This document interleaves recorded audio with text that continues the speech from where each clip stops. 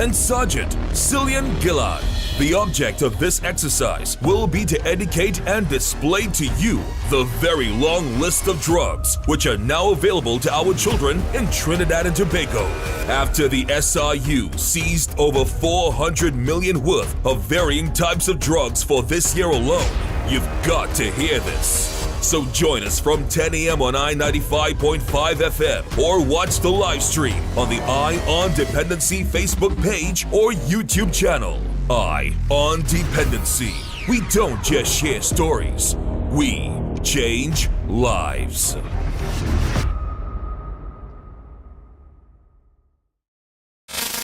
This Sunday, on episode 29 of Eye on Dependency, reality radio at its best.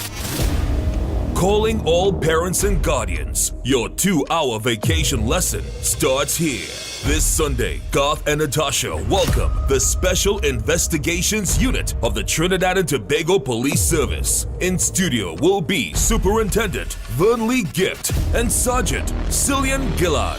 The object of this exercise will be to educate and display to you the very long list of drugs which are now available to our children in Trinidad and Tobago. After the SRU seized over 400 million worth of varying types of drugs for this year alone, you've got to hear this. So join us from 10 a.m. on I-95.5 FM or watch the live stream on the Eye on Dependency Facebook page or YouTube channel. Eye on Dependency. We don't just share stories, we change lives.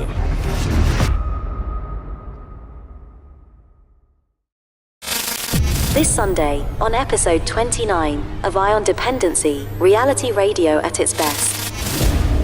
Calling all parents and guardians, your 2-hour vacation lesson starts here. This Sunday, Garth and Natasha welcome the Special Investigations Unit of the Trinidad and Tobago Police Service. In studio will be Superintendent Vernly and Sergeant Cyllian Gillead. The object of this exercise will be to educate and display to you the very long list of drugs which are now available to our children in Trinidad and Tobago. After the SRU seized over 400 million worth of varying types of drugs for this year alone, you've got to hear this. So join us from 10 a.m. on I-95.5 FM or watch the live stream on the Eye on Dependency Facebook page or YouTube channel. Eye on Dependency. We don't just share stories, we change lives.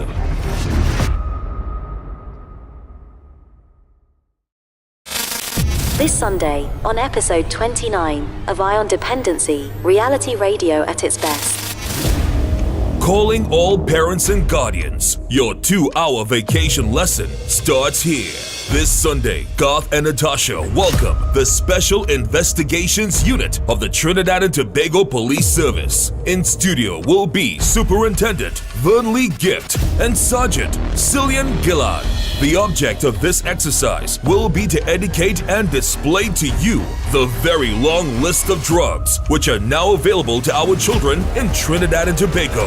After the SRU seized over 400 million worth of varying types of drugs for this year alone, you've got to hear this.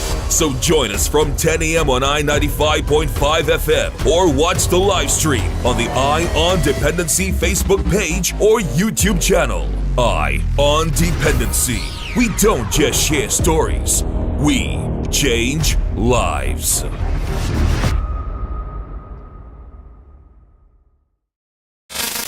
This Sunday, on episode 29 of Eye on Dependency, reality radio at its best. Calling all parents and guardians, your 2-hour vacation lesson starts here. This Sunday, Garth and Natasha welcome the Special Investigations Unit of the Trinidad and Tobago Police Service. In studio will be Superintendent Vernly and Sergeant Cyllian Gillead. The object of this exercise will be to educate and display to you the very long list of drugs which are now available to our children in Trinidad and Tobago. After the SRU seized over 400 million worth of varying types of drugs for this year alone, you've got to hear this. So join us from 10 a.m. on I-95.5 FM or watch the live stream on the Eye on Dependency Facebook page or YouTube channel. Eye on Dependency. We don't just share stories. We change lives.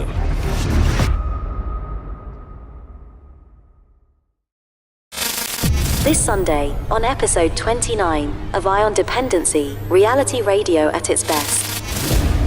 Calling all parents and guardians. Your 2-hour vacation lesson starts here. This Sunday, Garth and Natasha welcome the Special Investigations Unit of the Trinidad and Tobago Police Service. In studio will be Superintendent Vernly and Sergeant Cyllian Gillead. The object of this exercise will be to educate and display to you the very long list of drugs which are now available to our children in Trinidad and Tobago. After the SRU. And streamed live on the Eye on Dependency Facebook page and YouTube channel.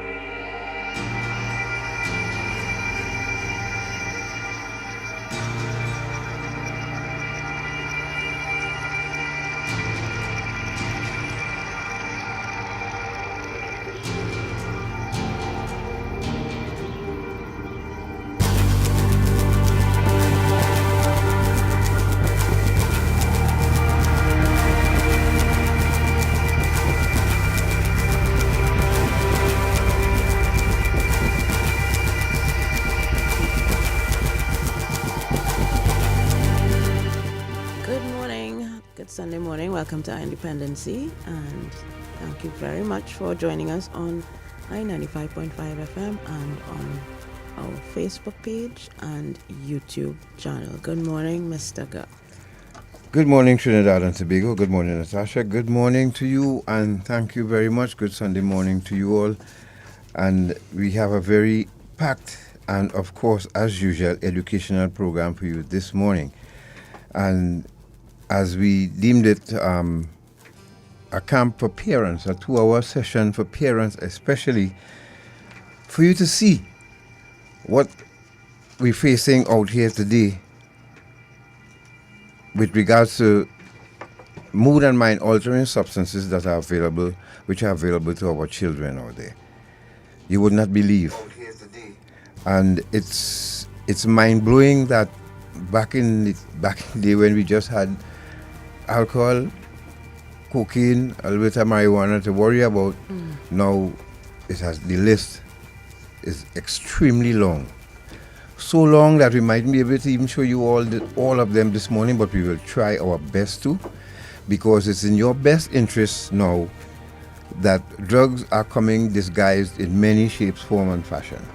And you all need to be aware of it, that when you see it in your child's bag, you can identify it.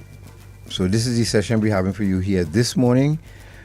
And we are very, very pleased to be hosting the Special Investigations Unit of the Trinidad and Tobago Police Service. In studio with us is the second in command of the SIU, and we say good morning to Mr. Pamponet. And thank you very much, along with the, of course, Commissioner and the supporting cast of Ms. Joanne Archie, for helping us to pull this together. And so in studio with us, we have Mr. Vernly and also Sergeant Gillead. Now, when you have the second in command of a unit such as the SIU coming to talk to you this morning, you should know how serious it is, right? And we really appreciate the effort these gentlemen took to be here with us this Sunday morning, and we do hope that you will learn a lot from them. Gentlemen, good morning to you. Thank you very much, Mr. Sinclair and Ms. Nunez. Good morning to you. Good morning to your listening and viewing audience, far and wide, not only here in Trinidad and Tobago, the wider Caribbean and the world.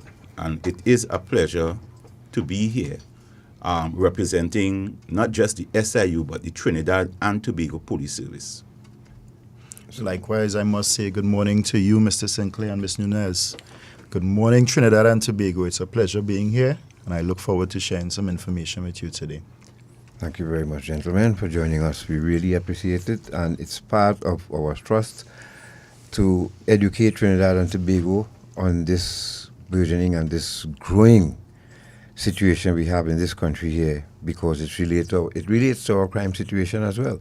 And remember, the SIU Genesis, they started from OCNU. OCNU, yes.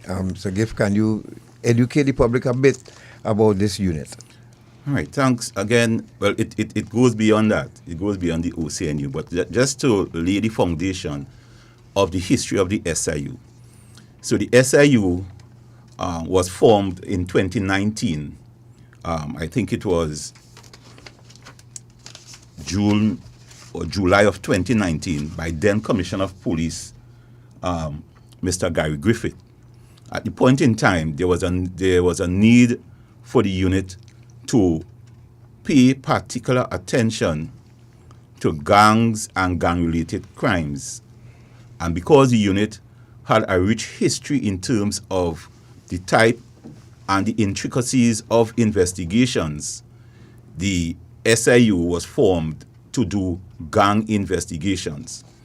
Notwithstanding the history of the SIU, go way back. In fact, I can tell you that it's evolved from many similar type units over the years. The Narcotics Squad was formed in 1961, and that would have been just after the convention, the United Nations Convention on Psychotropic Substances. Member states were asked to form specific units to deal with narcotics and narco-trafficking activities back in 1961. So the Narcotics Squad was formed then. After that, there was a unit called FlyNarc. It was a merger of the Narcotics Squad and the Flying Squad in 1978. Okay. So we see that it went beyond OCNU. However, in 1993, the Organized Crime and Narcotics Unit was formed in 1993. And the unit did tremendous work back then. However, in 2005, there was a merge of the OCNU and the Firearms Interdiction Unit, known then as the FIU. And a unit was established to deal, this unit was established to deal with the upsurge in gun crimes in the country, which led to the name of the Organized Crime, Narcotics and Firearms Bureau. Right. So that was in 2005. Fast forward a little bit, in 2017, there was another merge took place between the OCNFB and the Criminal Gang and Intelligence Unit, known then as the CGIU. Okay. And with that merge, they formed the unit OCIU, Organized Crime and Intelligence Unit. And then, as I mentioned at the beginning of my discourse, in 2019, the name changed to the Special Investigations Unit. So that is basically the history of the SIU and how far it went. And I can tell you that the foundation of the SIU was laid way back then by some very prominent police officers, very prominent, whose name I'm certain that they would not want me to call them, but there are some popular officers who would have gained the respect of criminals way back then, persons like Mr. Mervyn Gatt, Mr. David Jack. You have Mr. Davis Douglas, Miss Kathleen Weeks, Mr. Raymond Craig. All these persons and much more after that, they would have laid the foundation as to what the SIU is today in terms of gaining respect nationally, regionally, and internationally. And has your remit changed? I'm imagining your remit has changed over the years. And what is it as it stands now? What is your primary focus? Our remit has changed. There were some additional mandates given to the unit as the name of the unit and the formation of the unit has changed over the years. But there are some core mandates that remain with the unit. Core mandates. And those core mandates are: one, investigations into organized crime in Trinidad and Tobago, and investigations into transnational organized crime. Because we are the local unit, if I may say that. There are others, but primarily we are the ones who actually deals with international law enforcement agencies. For example, the DEA, the FBI, the ATF, the RCMP from Canada. We have Interpol. We have our friends from the British and even the French. So we have an international reputation, and albeit where to be a member of the SIU, you have to be specially vetted to come into our organization, right? Because the SIU is held in high esteem, not just locally but internationally. So the mandate for the SIU has changed somewhat. For example, in 2019, I would have mentioned it earlier on, where one of the mandates, or the fresh mandate that was given to the SIU, had also to do with gang investigations, investigating criminal gangs. It still remains one of our prime and major mandates, and we know why. We don't have to go into much details about that. But notwithstanding that, there are some core mandates that remain with the unit from its inception back in 1961. Okay. If you're just joining us, you're listening to Dependency, and we are having a session here this morning with the Special Investigations Unit. And in studio with us, we have Superintendent Vernly Gift and Sergeant Gillead, Cyllian Gillead. And if those of you would have happened to see the Dependency TV series, Sergeant Gillead is one of the persons we had a segment, who did a segment on that TV series, and he's in studio here with us. The intention this morning is to educate you on the list of drugs that are available to our children, and we will show you that.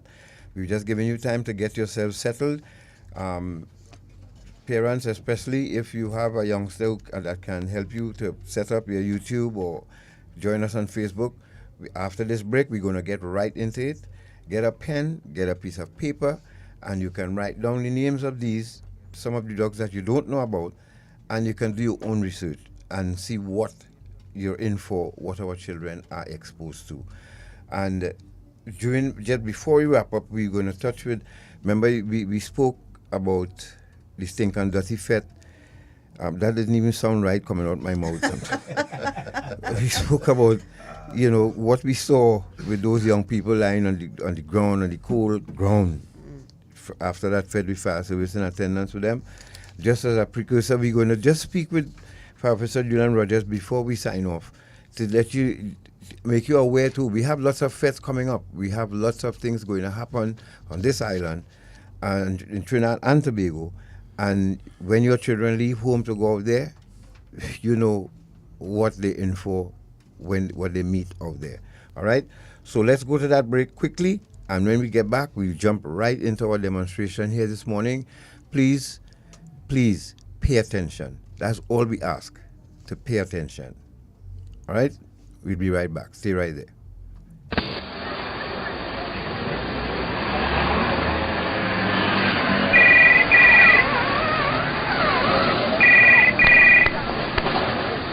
Hello?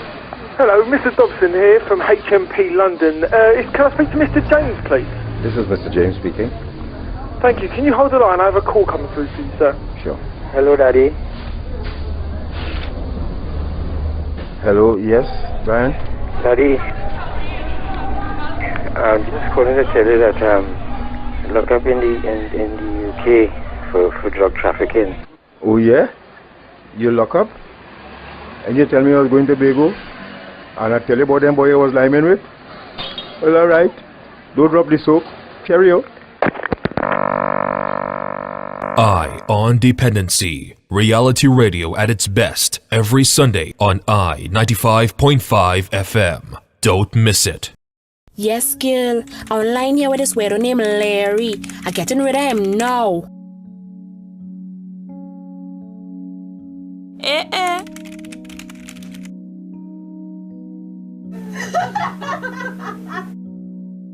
Let's take a selfie. It looking good, boy. I putting it online. Hey, I thought you say you went to the beach with your parents. Who's you? It's me, Larry, from online.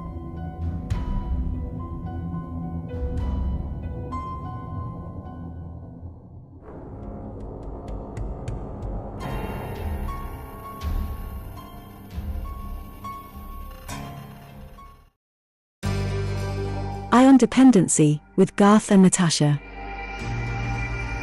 Reality radio at its best, where every life is a biography. Sundays at 10 a.m. and exclusively on I-95.5 FM. And streamed live on the Eye on Dependency Facebook page and YouTube channel.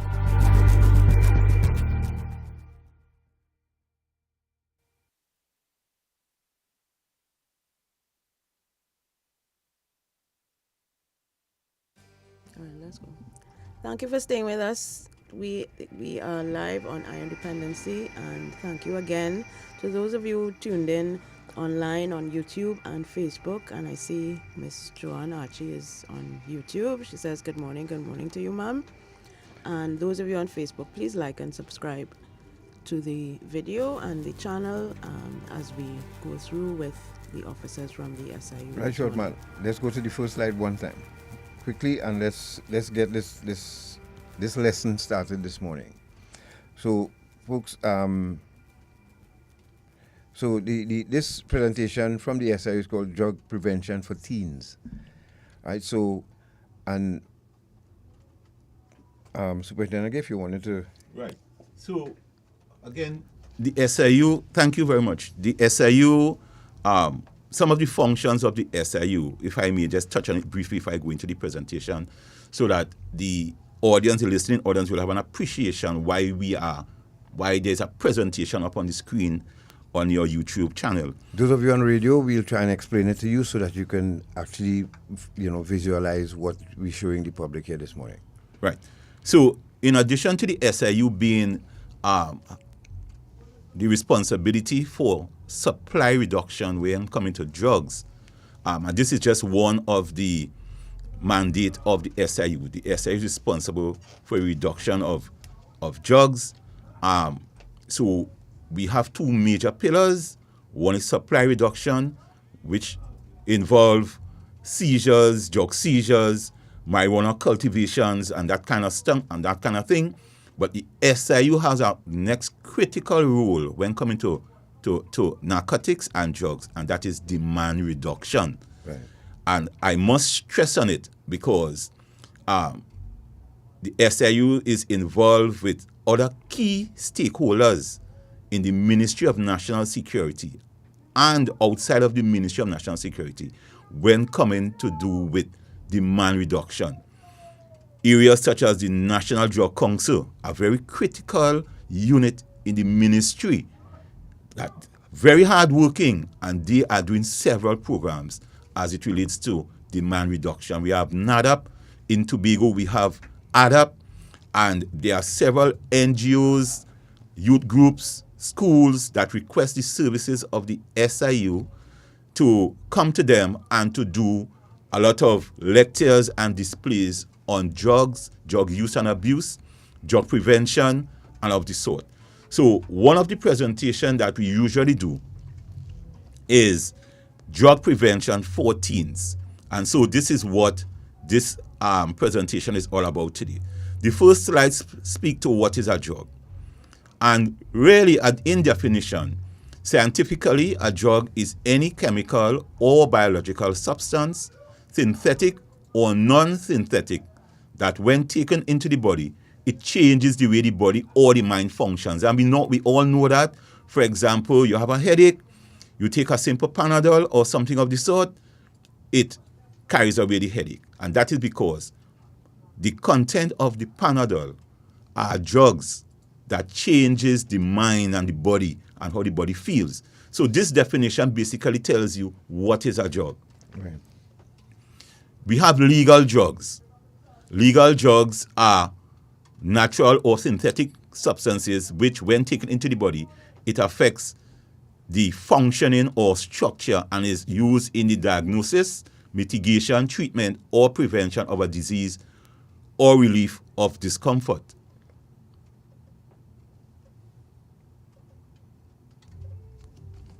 The next slide.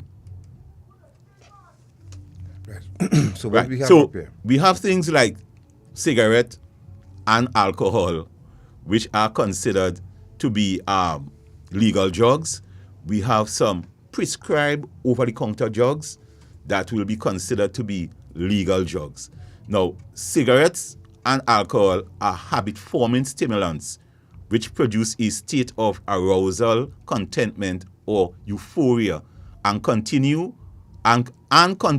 or excessive use, called drug abuse or substance abuse, often causes addition of dependence. And we could specifically speak to that if you speak to persons who smoke cigarette or how people become alcoholics. Yes, could you, Shortman, could you just freeze on the frame that you could go back to the last one so that we could stay there for a while, so that, because what's happening, folks, is that we're showing the different types of drugs as the superintendent can. Right. You could say right there for now, Superintendent, go ahead. Right. Now, smoking and excessive drinking are not healthy for adults and are off limits for children. And these are the legal drugs. And you will see later on in the presentation why young people, in the main, in some instances, turn to drug. Because these legal drugs, especially alcohol is considered to be a social drug, yes. Right? It is acceptable in society for someone to consume alcohol, right? But when you speak to persons who uses marijuana, for example, and who put forward the argument for the legal use of marijuana, there is often the debate of comparing marijuana use and the use of alcohol. And the debate, the marijuana users, and this is, I'm not in any way trying to promote marijuana by saying this, but it is a discussion that you often hear, is that they tell you that a man who smokes a joint of marijuana or two really get involved in serious road traffic accidents as compared to someone who is drunk from using alcohol.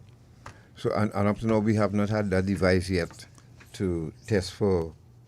No, well, we have breathalyzer testing, right, that tests one's breath to ascertain the content, how much marijuana, how much alcohol, they will have intake, and then we know what is the legal limit. And if you go beyond that, then you are deemed not to be fit to be driving.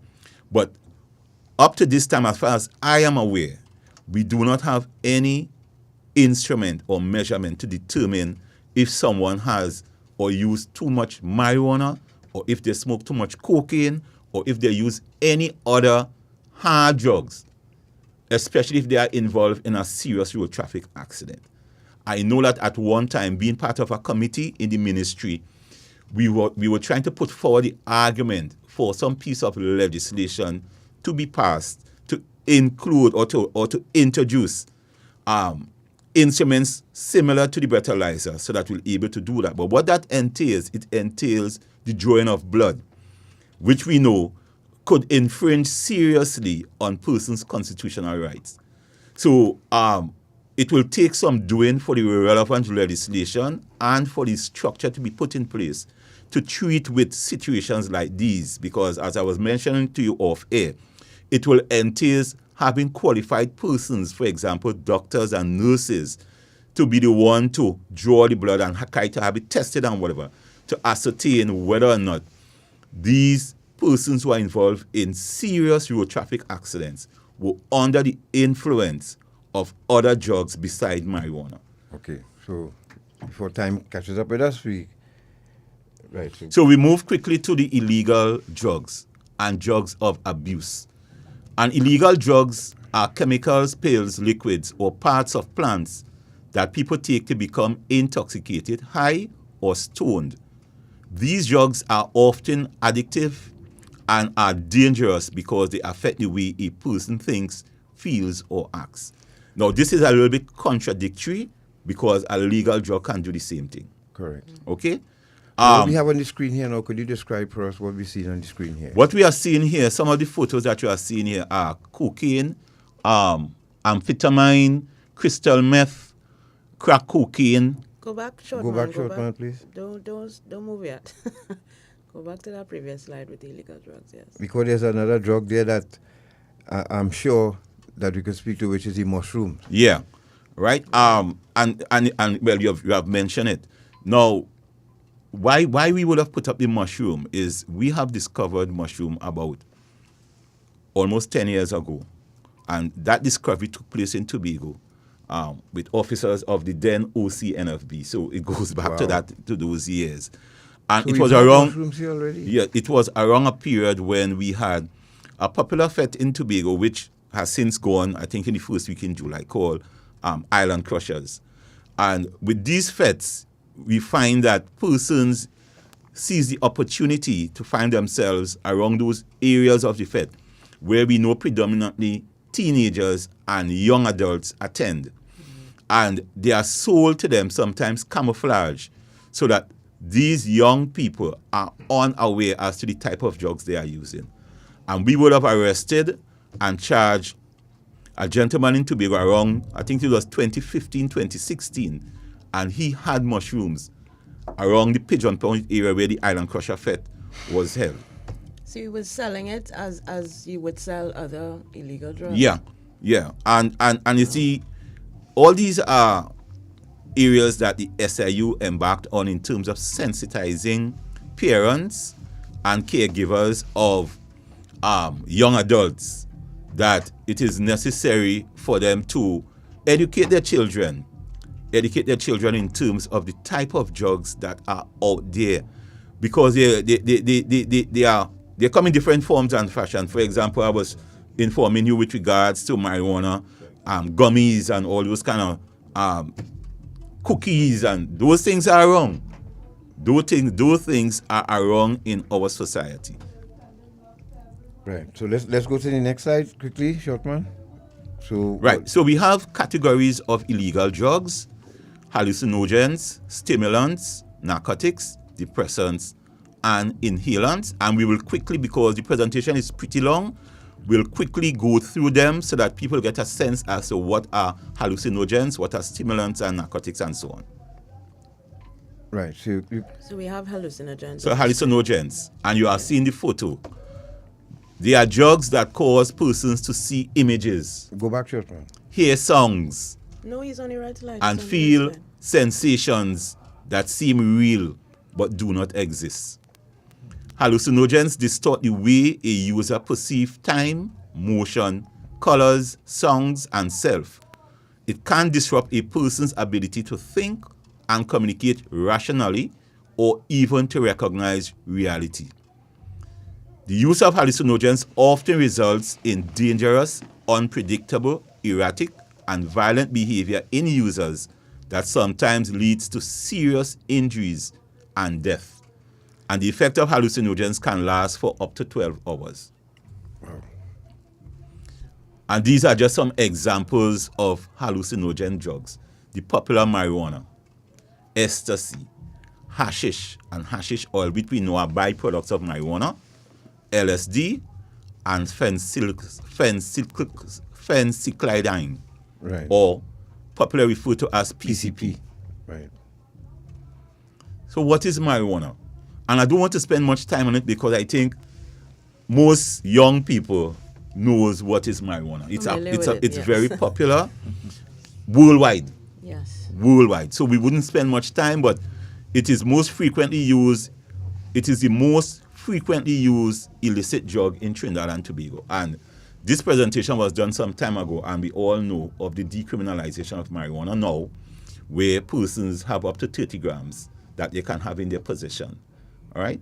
Superintendent, before you go on, is it accurate then to describe the drug as illicit? Although it is illicit in certain circumstances, is it still accurate to describe it as illicit in the form?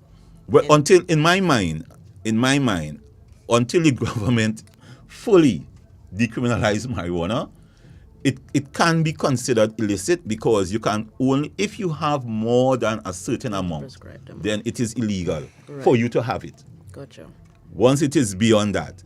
So until the powers that be totally removed it, we have to consider it to some extent to be illicit. Yes, because I think there's a confusion that a lot of people have. Yeah, there are some gaps still. Yes. Because you tell me I could plant 4 trees in my yard, but then where are going to get the seeds if I want to plant it? Right. But I come by the SIU and ask for some seeds. Well, you could come there. Okay, you wouldn't have the seeds. You might leave.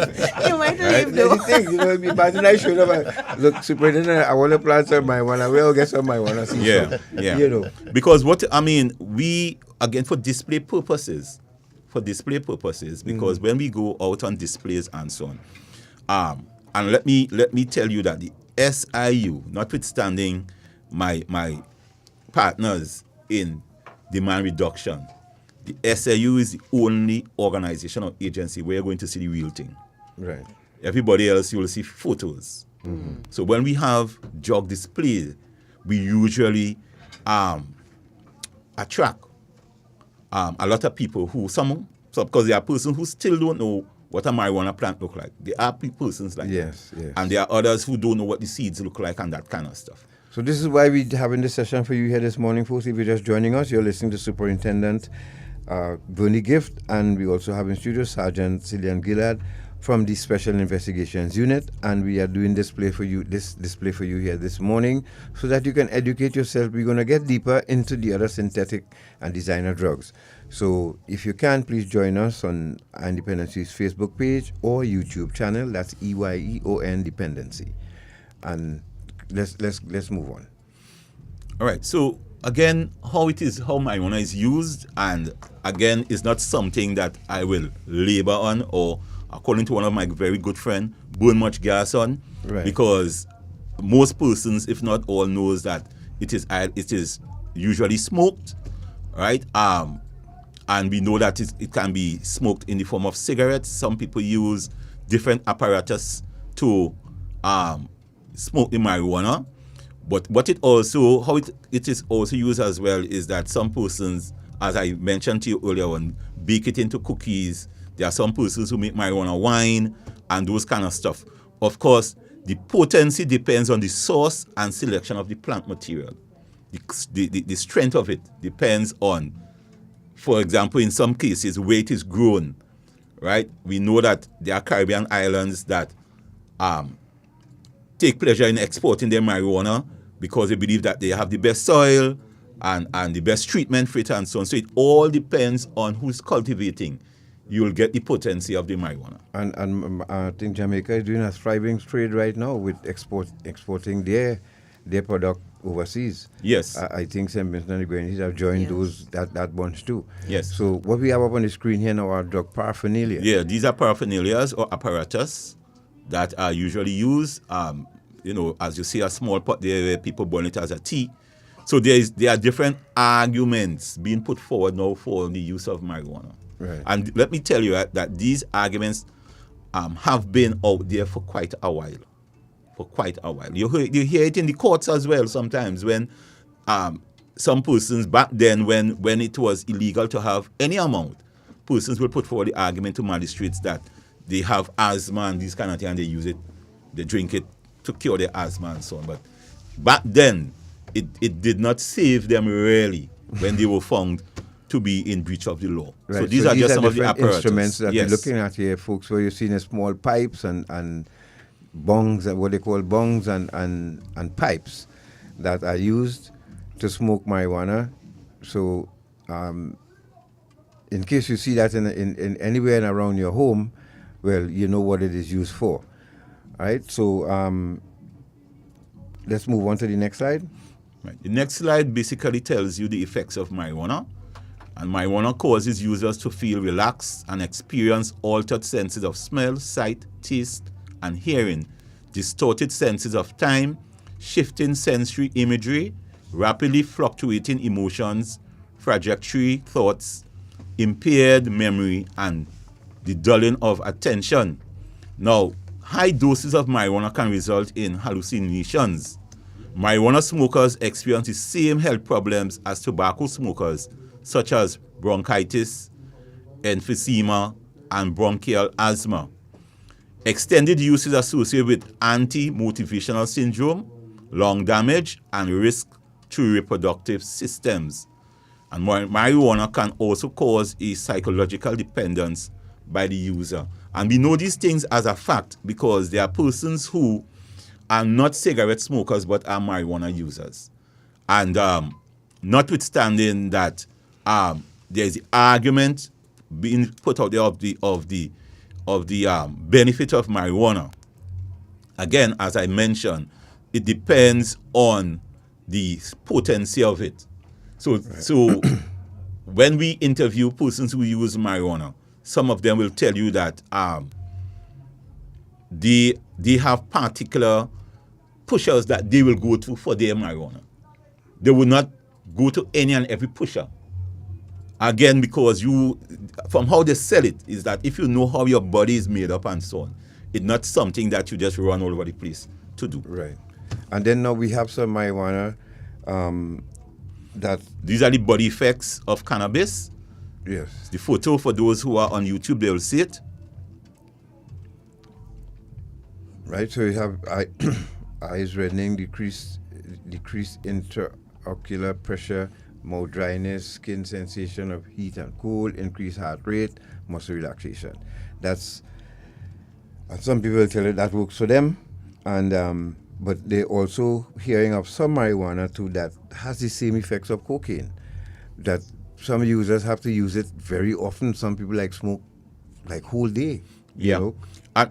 And that is, and it goes back to what I was saying before. It depends on it depends on the cultivator, the person who actually do it, and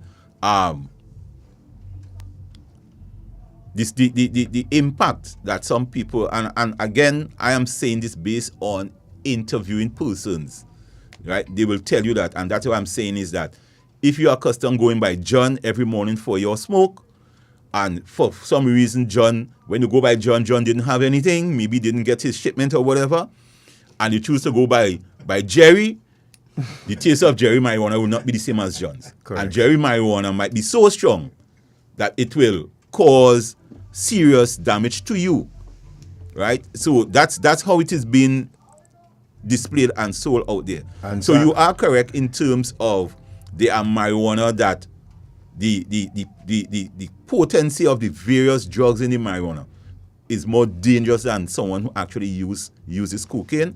And this is in no way trying to promote, well, listen, move from marijuana to cocaine. I'm just putting the facts out there. Right. Listen, and Sant, you could jump in here too. With regards to the warning teens, now there's a presentation for teens, but also their parents listening. There are parents who give their children alcohol and drugs to use before the age of 25. Could you just elaborate so that you could warn these parents and them, let them know about the dangers in doing that?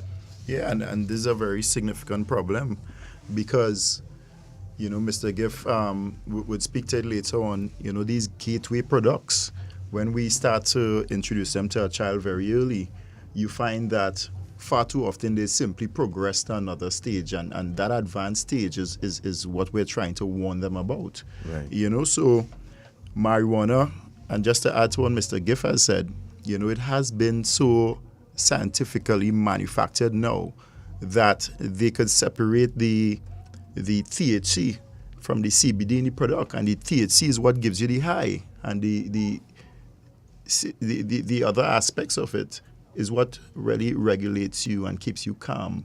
And when you start separating these chemicals, you start to find marijuana has a different effect on individuals. And that's what he's talking about in terms of the addiction and the similarities to cocaine and other drugs, So introducing your children to it at a very early stage could only have devastating effects.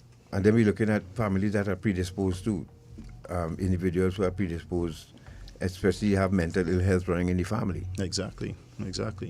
If you're just joining us, you're listening to Dependency, and thank you those of you who joined us on the YouTube. Remember, you can find us on EYE on Dependency on YouTube and Facebook. We are doing a demonstration for you so that you can see actually with your own eyes what is available to our children out there. So let's go to the next slide. And So the next slide basically speaks of what marijuana look like, and these are the seeds that you were mentioning earlier on. Right. These are what the seeds look like. All right. You could go to the right. The next slide now gives you the marijuana plants, and you can see them when they are at the seedling stage. No, Superintendent and Sandy, you all could help me out here by telling every citizen now that each household entitled to 4 plants, each individual in a household entitled to have 4 plants of marijuana in the yard. So if Each I have adult, 4 children, Each adult, right? Yeah, Each adult, yes, each adult. So, and in Trinidad and Tobago, the age that you can be considered adult is from what? Not 18? 18. Yeah. Yes. Good. So if I have 18, 19, and 20-year-old in my house, and they decide they want 4 marijuana trees each, now we have 16 marijuana trees in our yard. Well, you almost have a whole planted, That whole field. Right. Almost. Couldn't police still come by me and arrest me for having all of this marijuana in my yard?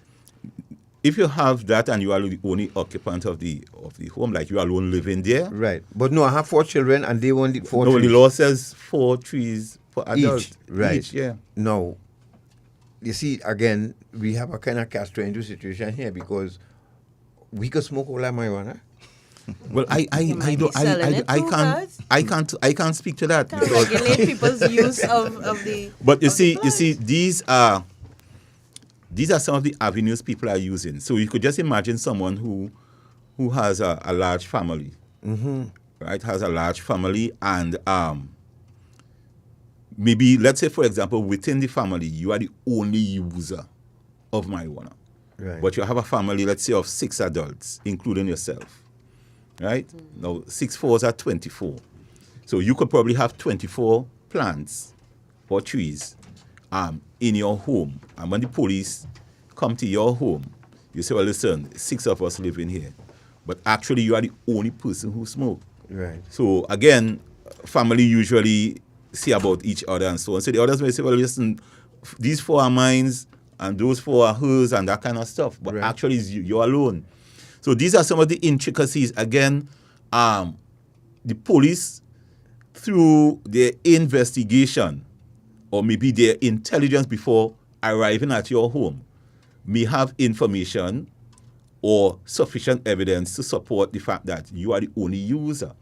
But the law actually covers every member of the family to have 4 trees. So it may be difficult for the police to establish or to prove. Right. You know, because the law did not say that each person in the home must be smokers of marijuana to have 4 trees. Correct. Because remember, I showed you earlier on the different use of marijuana. People use marijuana for all sorts of things. So my 4 trees may not be necessary for me to smoke, you know. It may be for me to use for my asthma. Right. I'm just saying, you know, so you have to look at it from that context as well. I hear you. So we go to the next slide, folks? So the next slide, again, outdoor marijuana field, and this was a marijuana plantation that the police went into to do an eradication. Right? It's not that we went there and we happened to see this chap and he decided to pose for a photo. This is just a photo showing an outdoor marijuana field, but the gentleman in the photo is a police officer when we went to do an eradication exercise some time ago. Yeah. No, and you see, again, we could dwell on this, but it will take up too much time because, it's decriminalized, but again, where do we get it, the plant? And you know that you all still go and raid the demand, but not the supply. Yeah, side. but you'll hear the police going and raid, and they will tell you, okay, today we eradicated, let's say, 2 million worth of marijuana in the field, And so that's it's kind of you see the market is still out there, you know. Right. And as I mentioned, it is the most popular drug. used illicit drug. Yeah. So the market is there. There are local cultivators. There are persons who import marijuana. There are persons who export marijuana. The market is not just within Trinidad and Tobago. It's a global market. Mm-hmm. So you will always find people who will take the chance to do their own cultivation beyond the 4 plants. Right. Right? And of course, as I've mentioned before, the SIU, we also do supply reduction. So we have a marijuana, we have a eradication team at the SIU. We also do that, right? All these marijuana eradication in the main are being done by the SIU, you know. And most of the times, and the SIU also trained officers within the division to support the SIU in terms of carrying out their marijuana eradication exercises. We are very active in doing marijuana eradication. And I would have mentioned to you earlier as well that there are some of the core functions that remain with the SIU from way back in 1963. Marijuana eradication is one. Right? We have a unit, and they are well-trained officers, because to going into a marijuana field is not like if you're walking in your backyard or your garden. Correct. You're aware of it. You have to be tactical. You have to be trained, very because the trained, field has to be cleared, because people protect their fields. Yes, so you have trap guns and all of these and things. all the lights. Right? So, man, just go back to the slide before this one, please. Sangila, if you could explain what we're looking at here, because I just saw, right, so this is an indoor marijuana. Yeah, greenhouse. Grow house, right? Yeah, so what the viewers or those looking on can see is a indoor marijuana grow house here. And we see several seedlings, what we term seedlings, being grown here. So this looks like a very complex operation. You can see the light bulbs and the electricals there to really facilitate that in-house growing of the marijuana. And this is quite common locally. And again, how would these are set up in basements or normal houses? Yes, I've seen houses converted, rooms converted, right. For this type of activity, and as I mentioned, it's quite common locally. And with the changes in legislation where persons are allowed to now grow marijuana legally, you found that there's a lot more experimentation going on. Persons have imported a lot of seeds and material to support this type of activity. Now, there are actually businesses locally where you could go and purchase what you need to have your own grow house at home, your indoor grow house. I saw one advertisement on Facebook the other day. Yes. And remember, Garth, when we visited our colleagues, the police officers in Kent. Yes. And the officer was telling us about how their police go about interdicting these grow houses. And one of the indicators they explained to us is the volume of electricity that is used at that location. Yeah. Mm-hmm. And because you would see a house, all the windows blacked out. Yeah. So they're trying to there are those indicators that the police would use in order to, and complaints from the neighbors, they would say, but I don't see nobody coming in and out of this house. I see like trucks leaving and trucks coming in, and so in Europe in particular, it's obviously a very popular form. It's of also growing. popular in North America as well, eh? Yes, very popular because they're not blessed with the sunlight that we have. Correct. To grow it outdoors. Correct. So it's popular there as well, and but these grow houses that in some instances they are set up as labs. They are not areas that, just like similar to the marijuana field, it is not areas that the police should and could run in anyhow, because you don't know the types of chemicals that they have inside.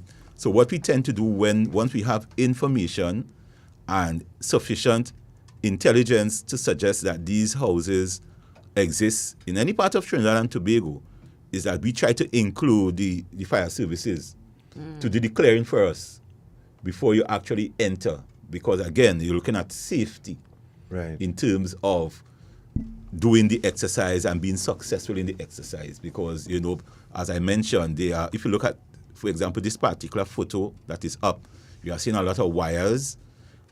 There are other chemicals lying around in the area, and as such, the police may not be properly equipped to just go into areas like these and make it safe. Yes, but we ask the fire services who are more trained to clear these areas before we actually enter. Because a couple years ago, you will recall that there was a grow house that was found somewhere around the University of the West Indies. Yes, right. Correct. And yes. as a result of that, and that was a chemistry student who was doing from that. UWE. So you're seeing a lot of experts getting into it now, experimenting. Right. And even as we go down later on in the discourse, when we come across the synthetic drugs as well, you will see where the persons who are involved in those drugs are persons who are well trained and qualified in chemistry and other science and so on, to put those things, to make those mixtures and put those things together. Now, if you're just joining us, you're listening to Dependency. Gillead, could you, Denzel Alexander, just please, a correction needs to be made. Whilst it's 4 trees per person, only 4 per household. You're confusing yourself there, Denzel, because we explained it. It's each individual in the household, each adult in the household can have 4 trees planted in the backyard. Am I correct, gentlemen? Well, it's no, we didn't come up with this, eh? No, I know, not you. This is the legislation. The law. Yes, this is law. The law allows for each adult in a household to have 4 plants in his or her possession. Yes. Right. Now, the question is how much 4 trees would weigh? Yield. Yeah, would yield. How much? Because they could end up with more than 50 grams from 4 trees, right? Yes. And I know my friends who often conduct marijuana eradication, a fully grown tree, 10 fully grown trees is roughly estimated to be about 1 kilogram there you go. of marijuana. There you go. So I don't know how you're going to reduce your 4 trees to 30 grams. Thank you.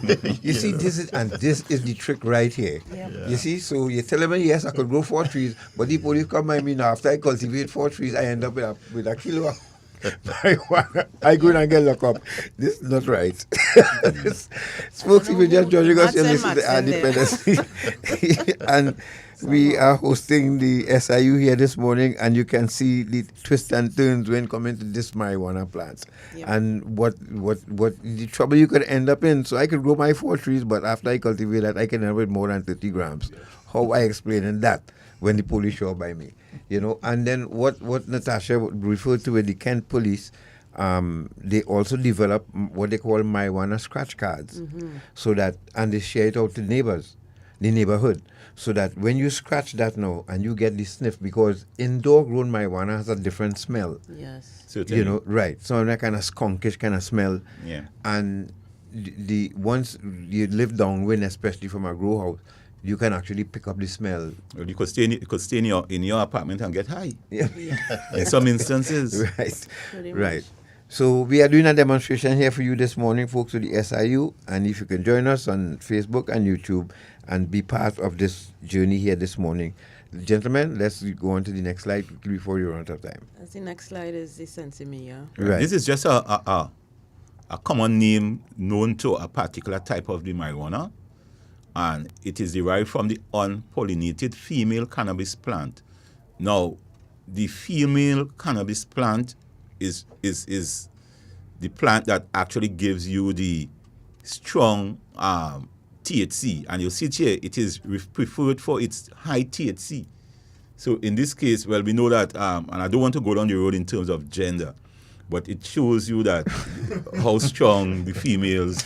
So the females are not only strong in society today, but even in a marijuana plant. Correct. All right? Correct. It's good to have fun while discussing this. But these are the laws of nature at work. Yes, here. correct. Right. So the female plant is the one that. Right. Then Thank you very the much. next slide treats with compressed marijuana. No, this is the bad boy here that was very famous back in the day. Yes, back then. Right. And because of, well, we heard And Sand, you could help me out here. We heard of all type of chemicals that were used for this compressed marijuana. Could you help us elaborate a bit on it?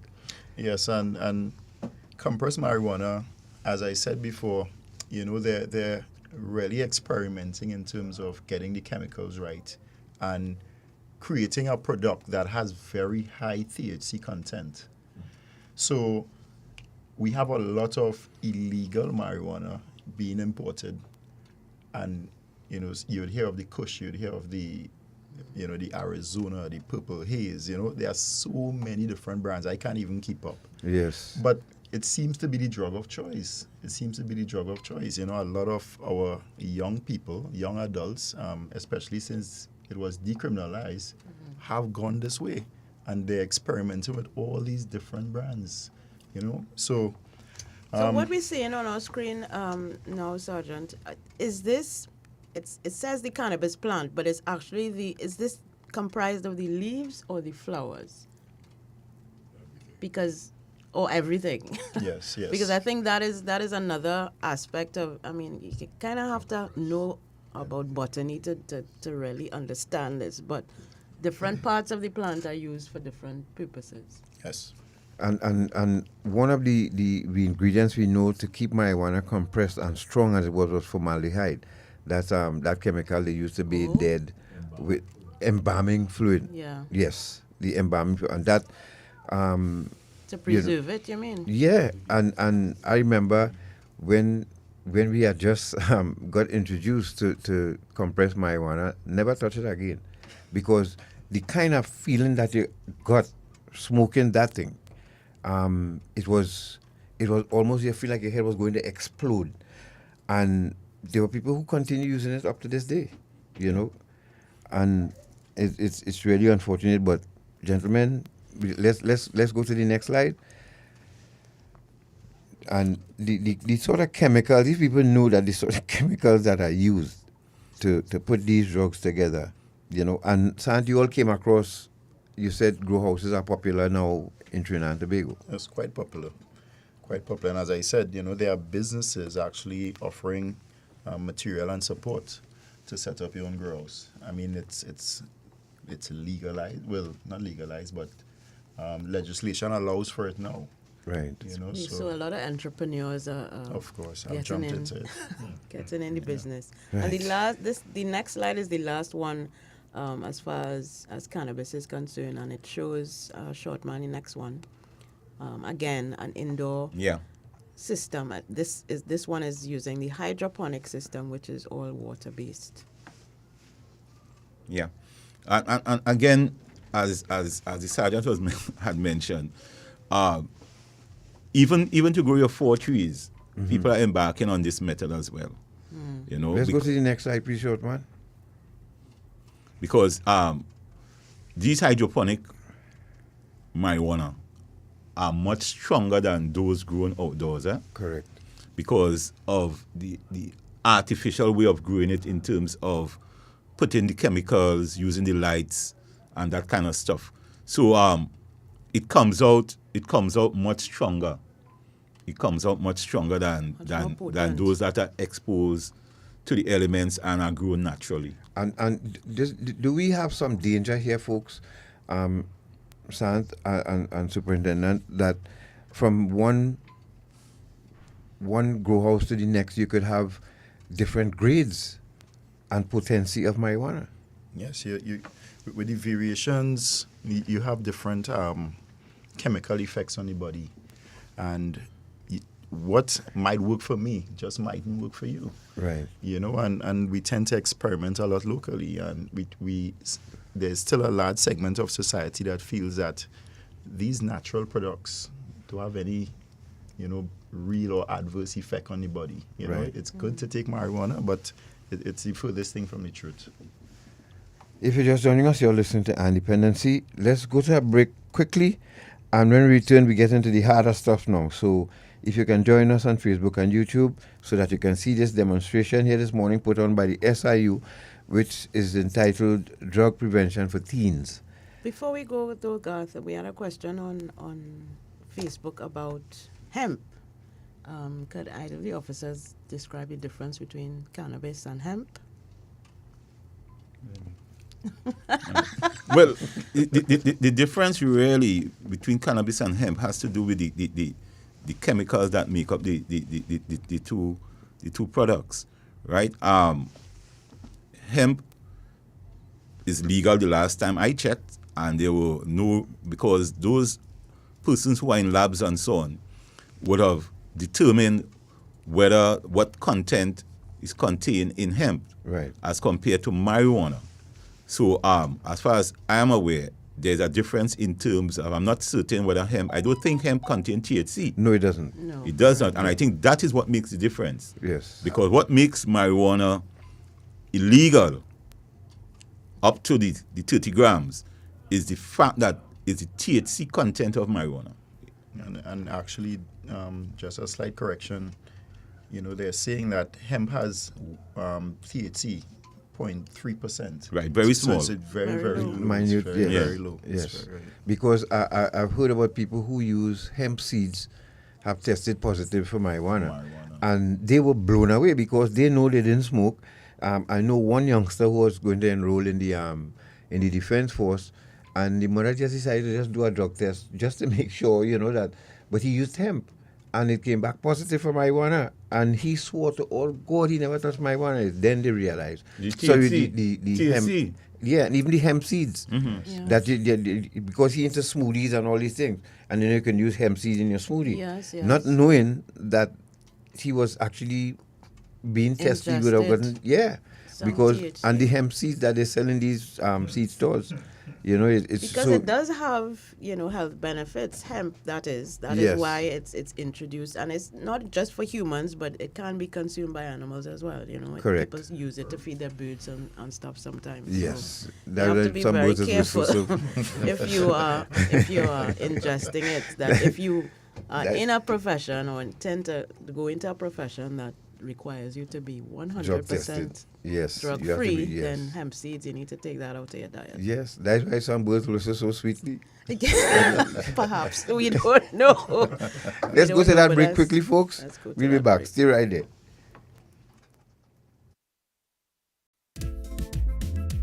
Give me my phone. What you doing taking them kind of pictures? I'll tell mommy. And I'll tell her you invading my privacy. Privacy? When you send those pics, you lose all privacy. It's like setting up a billboard with your naked pics for the world to see. Those pictures are for my boyfriend's eyes only, and he'll never do that to me. Yes, he can, or one of his friends or family, or someone can steal his phone. Sending naked pics can open you up to embarrassment for you, your family, and friends. You can be harassed by bullies.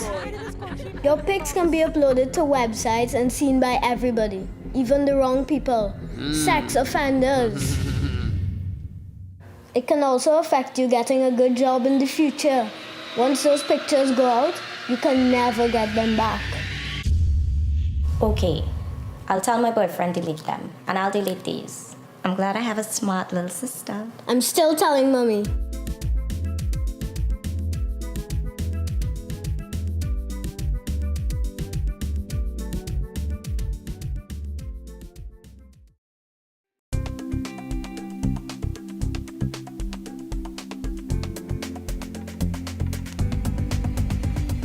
The government of Trinidad and Tobago, through the National Task Force Against Trafficking in Persons, continues to develop and implement effective policies and procedures to prevent and suppress human trafficking. To date, the National Task Force has developed 2 national plans of action against the crime of trafficking in persons. Trinidad and Tobago adopts a 4-pronged approach in its response to human trafficking. 1. Effective identification of victims and witnesses. 2. Prevention of human trafficking. 3. Protection of victims and witnesses. And 4. Prosecution of suspected traffickers. In the Ministry of National Security, we established a specialized unit called the Counter-Trafficking Unit to lead and manage Trinidad and Tobago's response to human trafficking. The Counter-Trafficking Unit works closely with the Trinidad and Tobago Police Service, the Immigration Division, and international law enforcement agencies to aggressively and proactively investigate and prosecute suspected human traffickers. Human trafficking is a serious crime. Rest assured, the government of Trinidad and Tobago and its agencies remain committed in the fight against human trafficking and will respond with immediate effect when the need arises. We are the Counter-Trafficking Unit of the Ministry of National Security, Trinidad and Tobago, safeguarding human life. Ion Dependency with Garth and Natasha. Reality radio, at its best, where every life is a biography. Sundays, at 10 a.m., and exclusively, on I-95.5 FM. And streamed live on the Ion Dependency Facebook page and YouTube channel.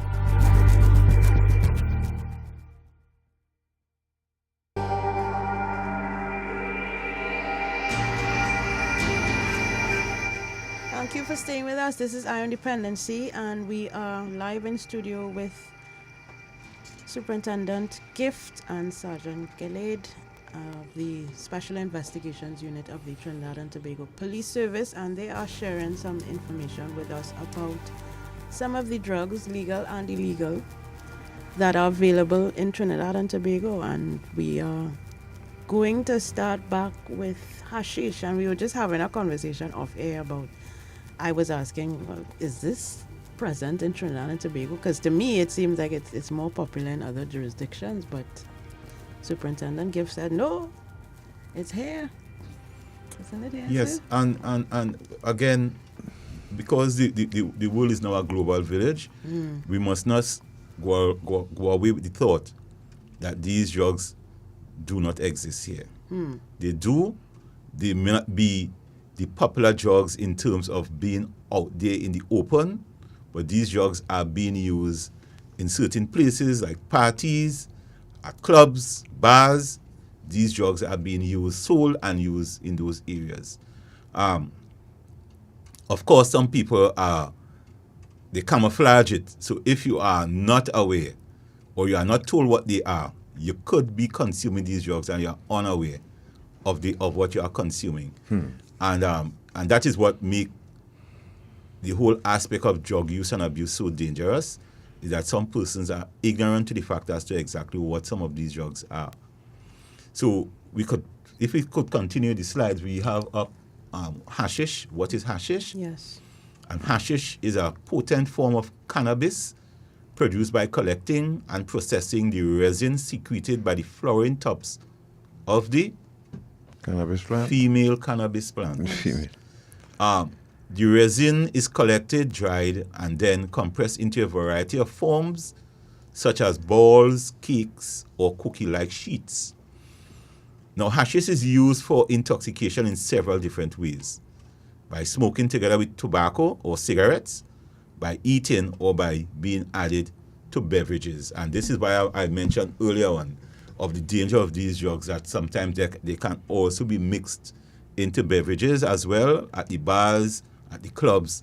And it's all about educating, especially the fact that I'm hoping that your listening audience are young people. So when young people, for example, around this period of time where school is out, they should be careful when they go to the bars and so on and consume drinks and so on, to be mindful that these things are sometimes added unknowing to you.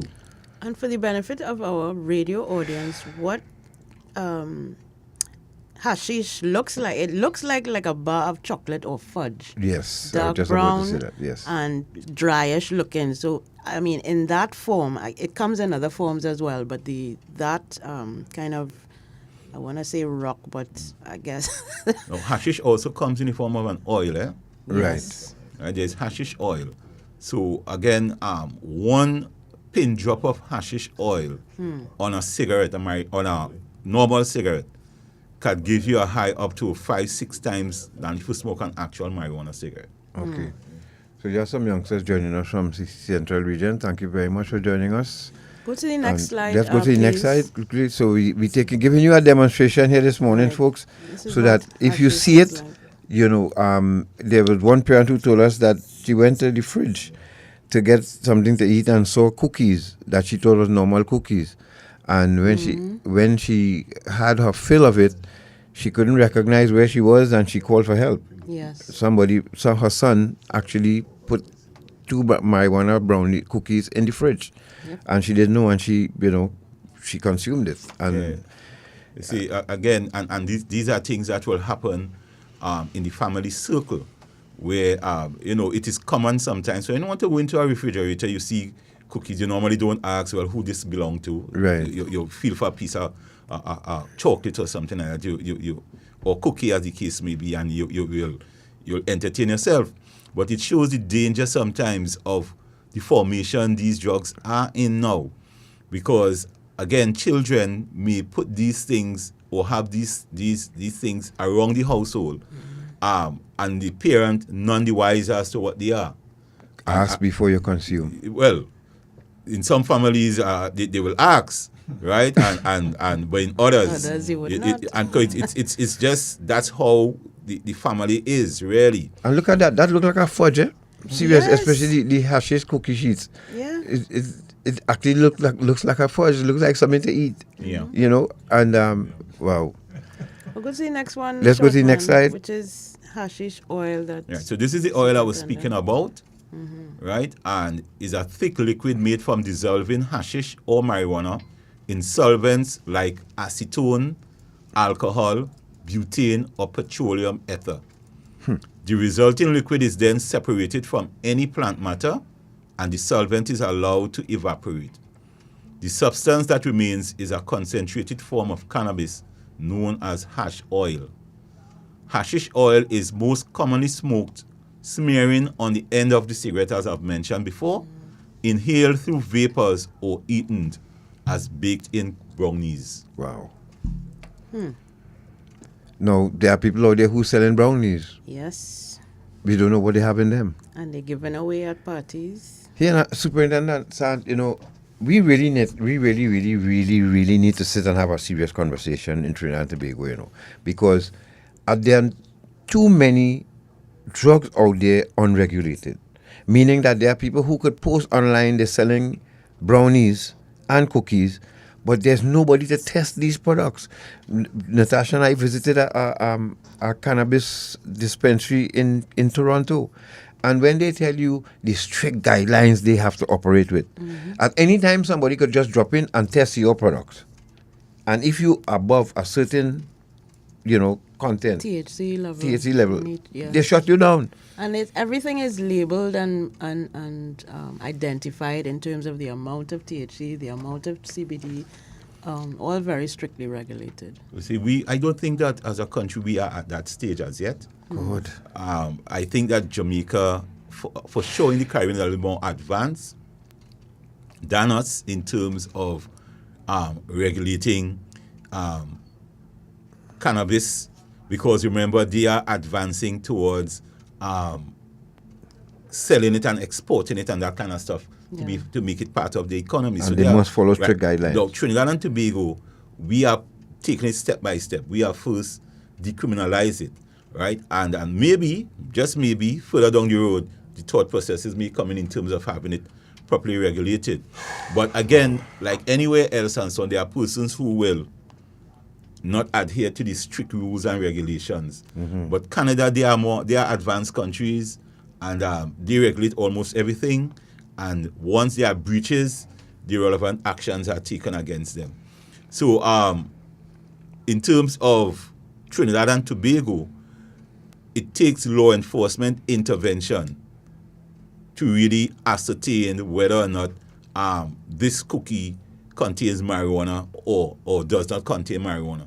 And again, we partner with agencies such as the Forensic Science Center to actually do the testing to give us a sense as to if it contains marijuana, what volume of it is marijuana. It's something similar to cocaine.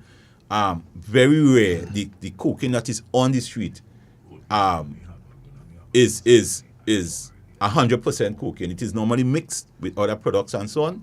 And when it goes to the forensic analyst will separate the actual cocaine from the other products. So when you get your analyst report, to the bottom of it, it tells you what quantity or what weight of this piece of rock is actually cocaine. Yeah. Right. And most of the time now is probably 99% chemical and about 1% cocaine. Or 98 to 2 or Well, something there like that. is, well, again, it depends. It depends. It depends on your provider.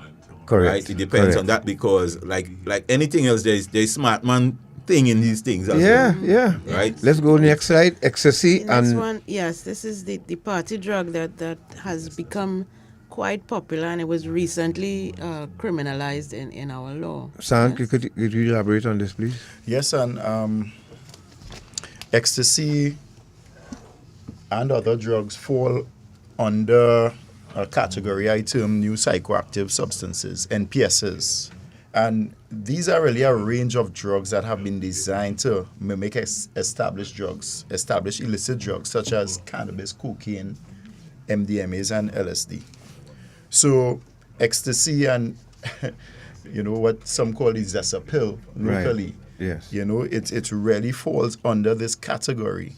And depending on who manufactures the drug, really causes different effects because, of course, the chemical compositions would vary according to the manufacturer. So if I could even add locally, in 2019, there was a seizure of over 5,700 MDMA pills, ecstasy pills, locally in Trinidad. Yes. And, while some may condemn the pandemic, I would say I think we dodged a bullet with the pandemic because Trinidad and Tobago's youths were going down a particular path in 2019. When you look at the images after parties and you see children laid out on the streets after taking these drugs, I think we were going down a dangerous path. So we do have a significant issue with ecstasy, MDMA pills, and new psychoactive substances locally.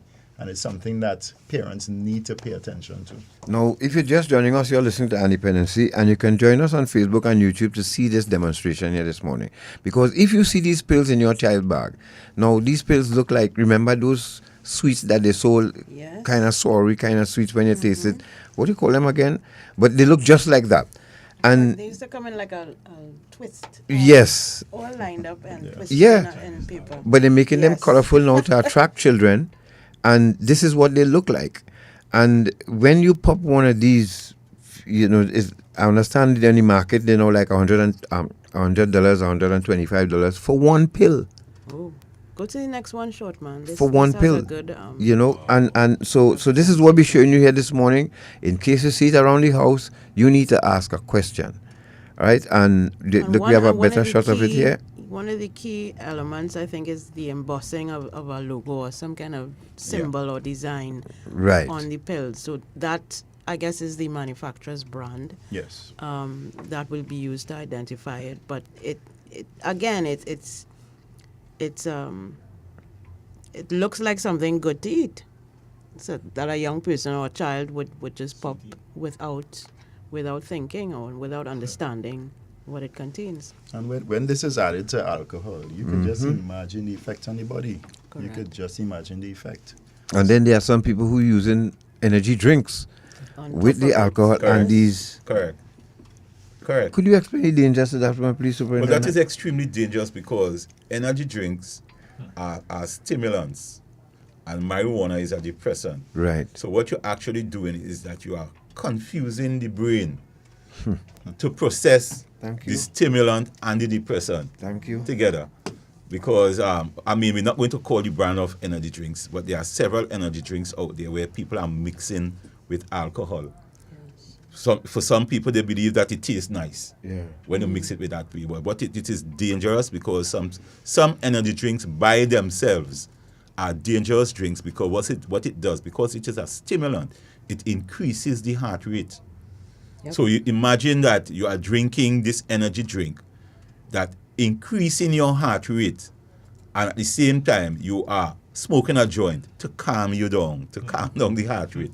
So it confuses the body and it can be very, very dangerous. Right. And I see America right now investigating a new energy drink called Prime, It reached the Congress actually, because some new company want to rival Red Bull, so they decide to come up with Prime, and they're targeting youngsters, and youngsters falling for it, especially those. I will never forget the one sip of an energy drink I took some years ago, and within minutes I felt a vein in my neck start to throb. Increases the heart rate, blood pressure. And I was like, but how how people drink this? I mean, I know a lot of people consume it to try and stay awake and stuff, but if it is having that effect so quickly on, an average person like me, I can't imagine. Thank you, those, for your contributions on our YouTube channel. We will try to get to some of them because, as you appreciate, we have a lot to go through here this morning. So let's go to the next slide quickly. So these are the pills that are available to your children, and this is the LSD now. Sant, you could explain a little bit about this LSD? So this is another one of the NPSs, the new psychoactive substances that I mentioned. And it's a synthetic man-made drug that has been abused for its properties since the 1960s. And it has been around for some time. It's the abuse is the issue. So it's typically sold as a liquid, often packaged in small bottles designed to hold breath-freshening drops or applied to blotter paper, sugar cubes, or tablets. It's generally taken by mouth. It's colorless and odorless, but has a slightly bitter taste. The most common names are acid boomers and yellow sunshine, and that might have been in the 60s. Who knows what they're calling it now? Yes. The effects are unpredictable. It depends on the amount taken, the user's mood, the personality, and the surroundings. And like I mentioned, when we couple this with other types of substances, alcohol, etc., we don't know what type of effects it would have on the body. The effects typically last for 12 hours. And users could experience a wide range of emotions: panic, confusion, sadness. You could see scary images. I remember marijuana used to bring on the green man long time. Yes. So crack cocaine, the crack cocaine too. You used to see the green man when you use crack. Crack too. Yes. That was a popular thing. And I'd always say the most dangerous place for when crack hit was the regiment, because anybody could be a green man. Well, and everybody green. Exactly. So it was scary. And then we have PCP. Now we have all these drugs in this country here, and this is what's scary. Yeah. Superintendent, now we're looking at PCP here. Yeah, and again, it is made from a combination of dangerous industrial chemicals, including cyanide. Right? PCP is a bitter-tasting white crystalline powder that is easy to dissolve in water or alcohol. And it's all the more reason you find these synthetic drugs being in areas where alcohol is consumed and used and those kind of things. Right? Now, it may be dyed various colors and often is sold as a tablet, capsule, liquid, or powder. Users snort PCP powder, they swallow the tablets and capsules, or they smoke the drug by applying it in powder form to a leafy substance such as marijuana, mint, parsley, or oregano. In addition, users increasingly are dipping marijuana or tobacco cigarettes in liquid PCP and smoking them. Correct. Yeah, that's why we're seeing some of the weird side effects of what we experience. And the most common names are angel dust, animal tranquilizer, embalming fluid, ozone, rocket fuel, and whack. You're putting that in your system. Yeah. Now, I have a message here. Those of you who are having problems getting on the Facebook, you could join us on YouTube. Look for EYEON Dependency. And if you have problems, logging on to Facebook. Yes. And if in studio with us is Superintendent Vernly Gift and Sergeant Gillead from the SI, the Special Investigations Unit of our Trinidad and Tobago Police Service. Yes. So again, PCP is an addictive drug.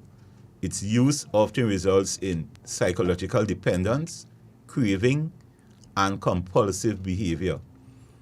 PCP produces unpleasant psychological effects, and users often become violent or suicidal. So again, you see, these are the dangers of these drugs. Now, what we must add is that these drugs are for common term, lab drugs. Right. They are drugs that are made in labs. And we will have mentioned very early in this program that the persons who are involved in producing and manufacturing these drugs are persons who are highly educated in sciences such as chemistry. So they will know the combinations to put together. And these kind of things. And it tells you sometimes that these skilled and qualified persons utilize their knowledge in all different forms and fashion. And at the end of the day, it's all boils down to the dollar. All boils down to the dollar. All boils down to the dollar. Absolutely. And it is important that as a country, as a society, that we allow these young people and old ones as well, who have these skills and so on, that we put them in the right places, right, to utilize their skills and so on for the development of our country, and not to add to the detriment of our country. Thank you. So stimulants. Right. So the stimulants are substances that temporarily stimulate the central nervous system or the brain, often referred to as uppers. Stimulants elevate mood, increase feelings of well-being, and increase energy and alertness. And we could probably go to the next slide one time and just give you the demonstration of stimulants. We have cocaine, crack cocaine, and you have methamphetamine. And we have found, I've heard the Minister of National Security pronounce that many times, and we have meth here as well, crystal meth. Yeah. Yes, we do. Again, falling under the category of new psychoactive substances. And, I know we have the presentation, Mr. Gift, but I think at this stage we should introduce fentanyl, because that's a serious one even for the U.S. Yes. Yes. In 2022, they had over 100,000 deaths with fentanyl. Mm-hmm. And fentanyl is really an opioid, used to treat patients with chronic or severe pain, similar to morphine, but it's 100 times more powerful. Yes. So when you have, in South America, it's being manufactured and mixed with other drugs such as heroin, etc., you find that you have a very potent drug that is causing a lot of deaths in the U.S. I don't know what will happen if it hits Trinidad, because just the mere handling of the drug by law enforcement officers cause a lot of deaths too. Yes, we understand that. And are there any notices going out of pharmacies too as well, and drugstores, where somebody will come in the drugstore to buy 5 bottles of cough syrup or 5 bottles of Tylenol or these other over-the-counter drugs? Are these pharmacies and drugstores, are they on board with this and understand that you can't just sell someone? Because in other jurisdictions, you can't just walk into a drugstore and buy 5 bottles of Tylenol. They question you and they sometimes deny you 5 bottles. Yeah, but you see, the thing is that to deal with these drug situation in Trinidad and Tobago, it takes a whole of government approach to deal with these situations. So you have mentioned whether notices were sent out to the drugstores and so on to more or less alert them.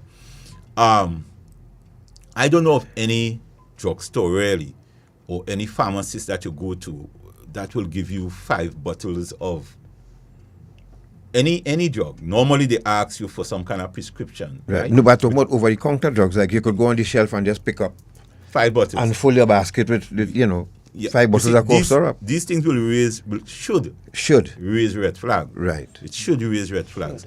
And these are areas that the Ministry of Health should at least take up in terms of informing and making awareness. But you see, the thing is sometimes we act on these only when a situation occurs. Mm-hmm.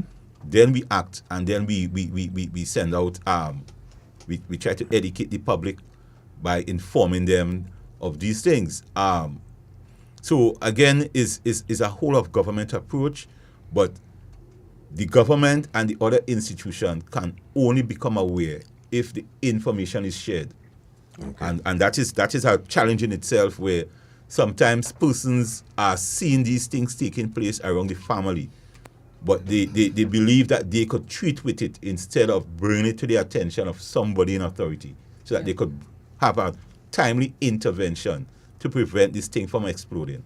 Yep. Because we did, in fact, speak with a pharmacist who alerted us to the fact that there were school-age children coming into his business purchasing cough syrup to make lean, right? We don't know if he reported it to the police, but I mean, it is happening, obviously, and even at that level, children understand that these are the ingredients you need to make this codeine-laced drug. Wow. And we have you have the SIU. Have the SIU ever encountered that codeine and in that large way in Trinidad and Tobago? Well, quite recently there was a seizure, not by the SIU but by officers of the North Central Division, where 2 foreigners were detained for having in their possession a great amount of codeine. Cannot go too much into the details because it is still engaging the attention of the police and the judiciary in terms of investigation.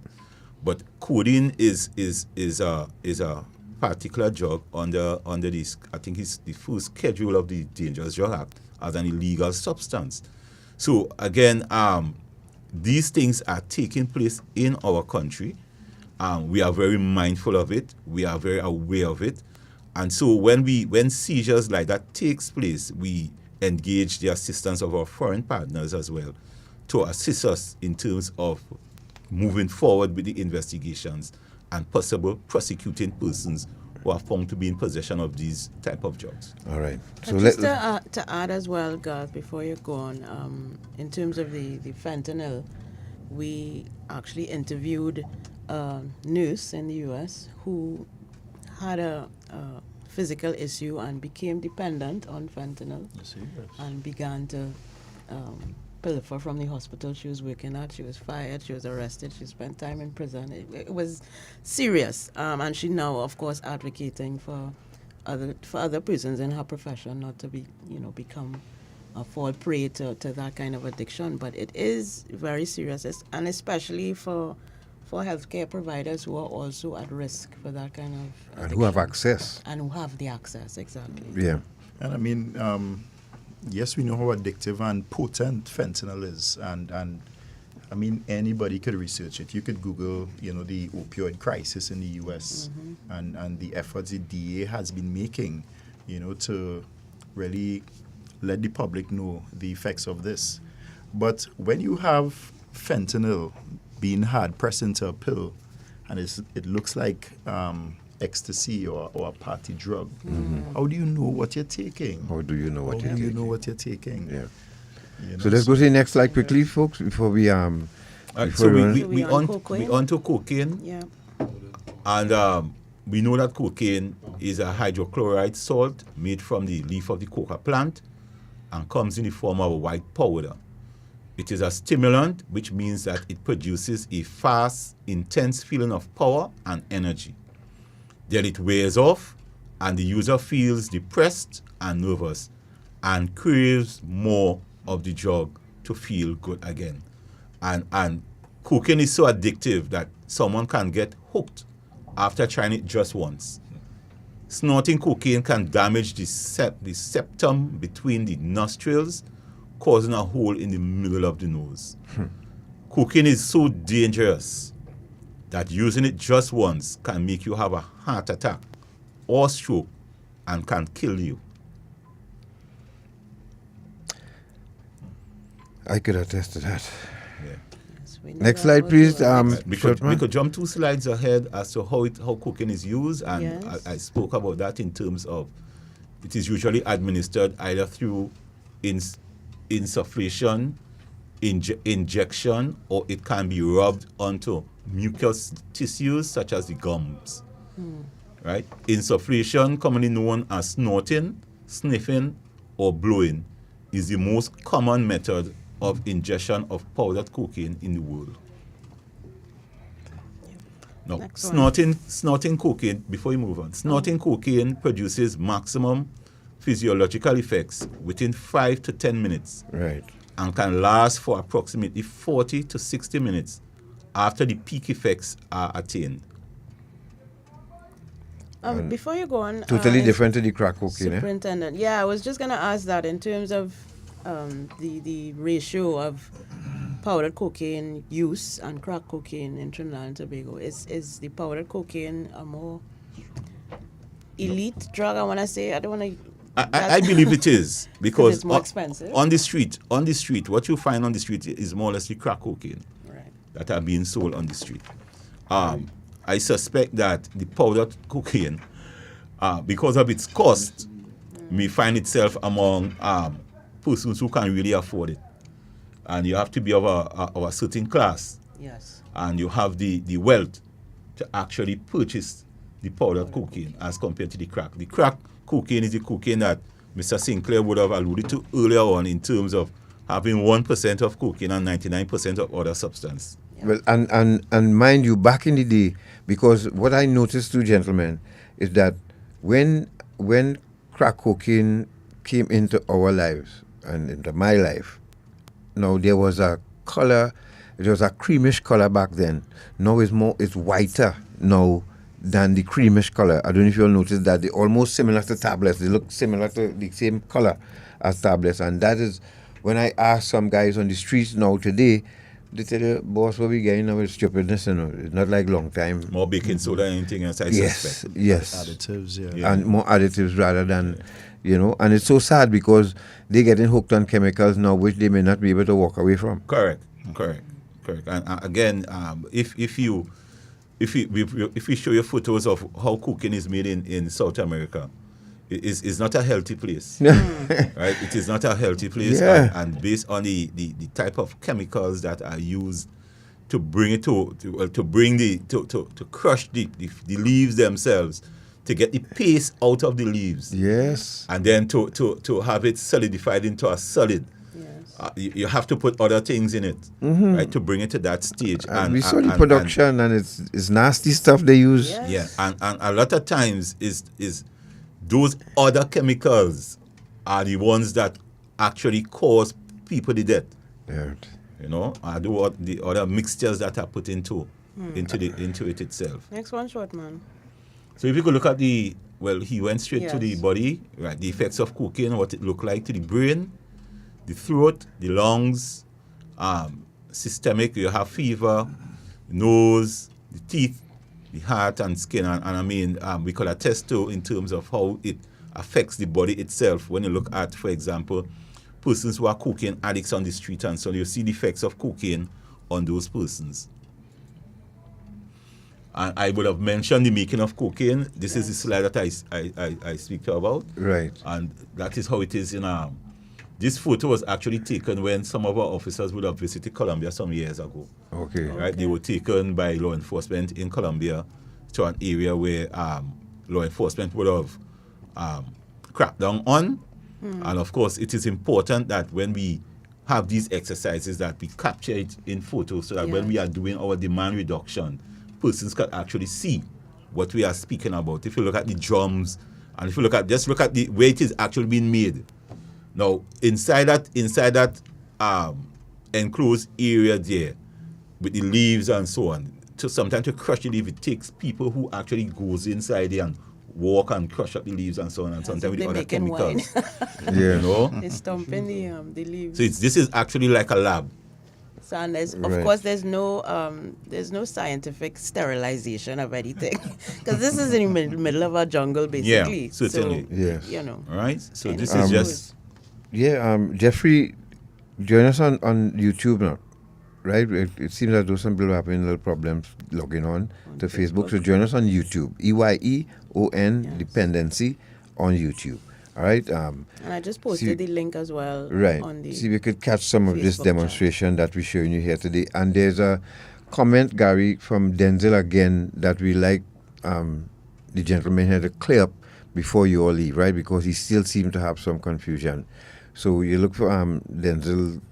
He says, I hope based on the information shared by these professionals, a household with 6 members, 21 years and over, with 24 plants, 4 for each person, would not be arrested because that suggestion is not correct.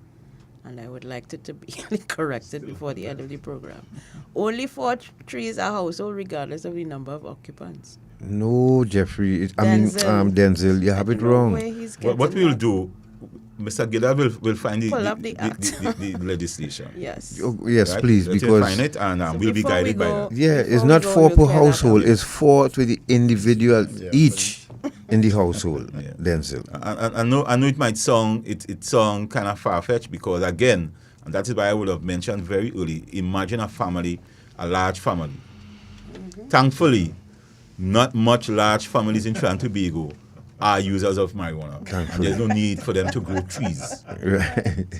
Right. So let's quickly move. Right. So the next photo more or less is the harvesting of the coca leaf, and we know that coca leaf are predominantly grown in Central and South America, or what we call the Latin American areas. Yes. So this is just a photo of it. Now, some years ago, again I would have mentioned, and all these are parts of the activities that the SIU plays a part in. Sergeant Gillead and I, well, we did not go at the same time, but we attend different programs that CCAD and the OS, they keep in South America and Latin America. Right. And there's a program called Gillead. And what they are actually doing is more or less looking at sustainable developmental programs for farmers in Latin and South America who grow coca plants. In other words, they are looking at alternative for them. To stop them from... Right, so instead of engaging in coca plantation, the government of the European Union, Europol, and they are assisting these farmers in these countries to grow other crops by providing the crops, providing the infrastructure, providing the funding and resources. The thing is, would it make as much money as cocaine? Well, it may not, but at least it gives them an alternative in terms of and even creating the markets as well for them, And of course, it's in a sense you're trying to stymie the growing of or the production of cocaine from its early stage. But I remember hearing from one president of Colombia saying that if they stop exporting cocaine, the economy would crash. He confessed to that at one point. Some years ago, I heard that, and he said, that the coca plant is what really has our economy flourishing.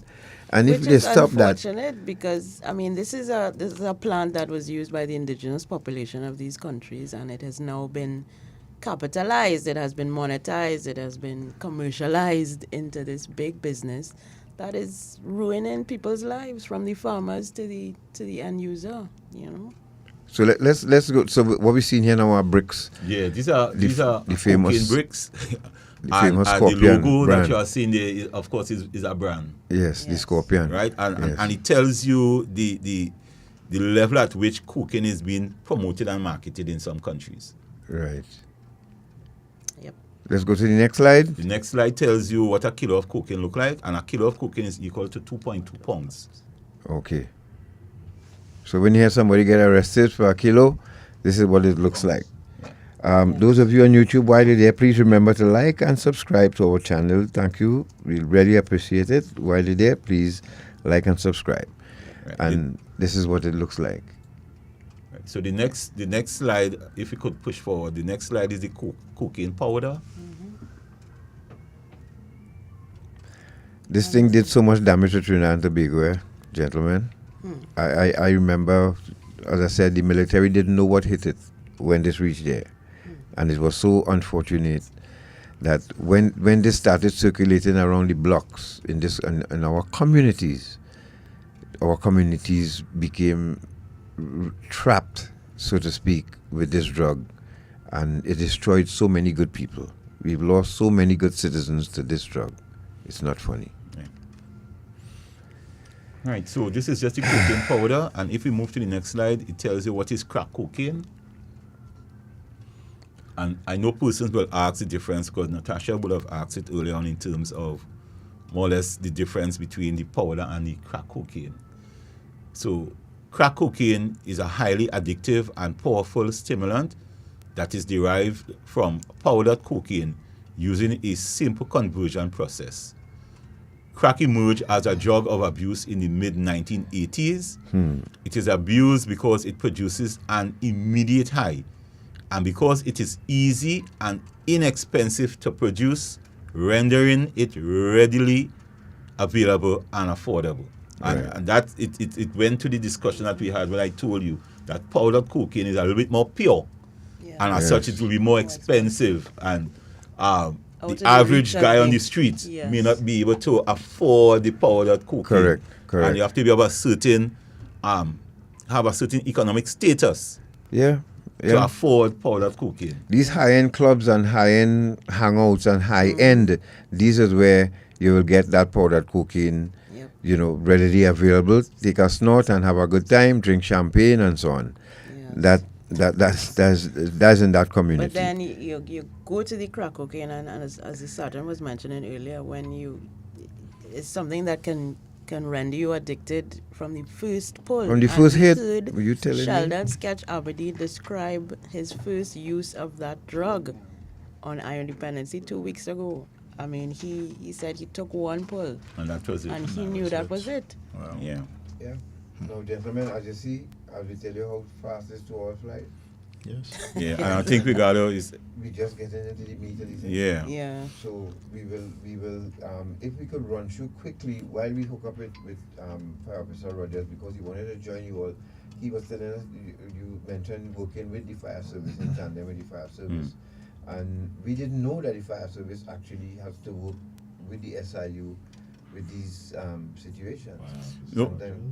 What happened is that in the event that we come across grow houses, we usually contact them. Right? We usually contact them.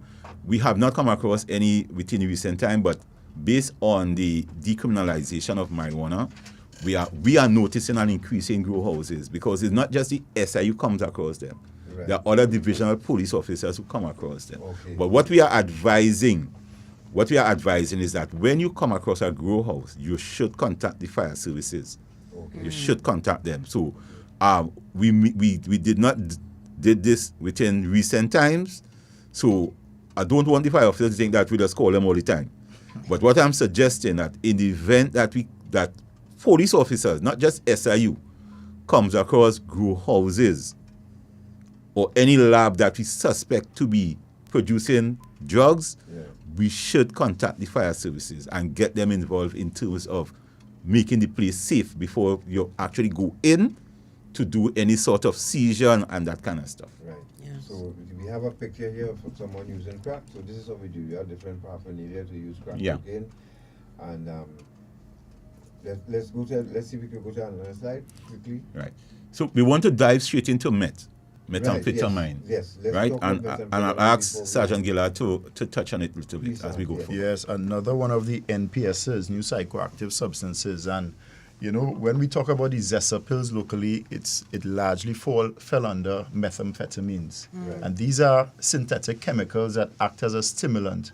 And it's generally produced in large laboratories in Mexico, the US, Asia, other labs. Stop right there, short man. Yeah. Now, let me say, we haven't discovered any labs locally, but it doesn't mean to say that we don't have the expertise here. Some of these chemicals, some of these substances require what we call precursor chemicals, and they're legal chemicals locally. So